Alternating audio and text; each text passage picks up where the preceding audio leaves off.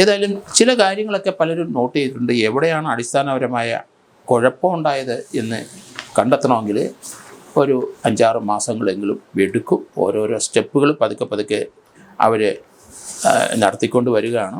ആ ഏരിയ മുഴുവൻ കോർഡൺ ചെയ്തിട്ടുണ്ട്. ആ വിമാനത്തിൻ്റെ അങ്ങോട്ട് ആർക്കും പ്രവേശിക്കാൻ കഴിയില്ല. കാരണം അവിടെ ഇനി ബ്ലാക്ക് ബോക്സ് പിന്നിലെ കിട്ടാനുണ്ട്. അത് തന്നെയല്ല, ഇൻവെസ്റ്റിഗേഷനുമായിട്ട് DGCA മുന്നോട്ട് പോകുമ്പോൾ തീർച്ചയായിട്ടും അതിൻ്റെ പാർട്സുകൾ, കത്തിക്കരിഞ്ഞ പാർട്സുകൾക്കൊക്കെ ചില കഥകളൊക്കെ പറയാനുണ്ടാവും. എവിടെയാണ് ഈ തെറ്റ് പറ്റിയത് എന്ന് കണ്ടെത്താൻ വളരെ വിഷമകരമായ ഒരു കാര്യം തന്നെയാണ്. കാരണം അതിൻ്റെ റിസൾട്ട് വരാനുള്ള ചിലപ്പം വളരെ താമസിച്ചും ചിലപ്പം വന്നില്ല എന്നും വരാം.